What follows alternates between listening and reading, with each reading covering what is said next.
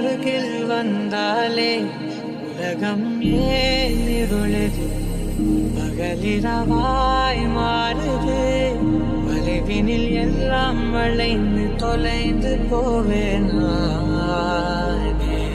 நீயே வெண்மணியே, திரியும் சுவையும் நீயே. உன்னில் மெது மெதுவாக பயணங்கள் போல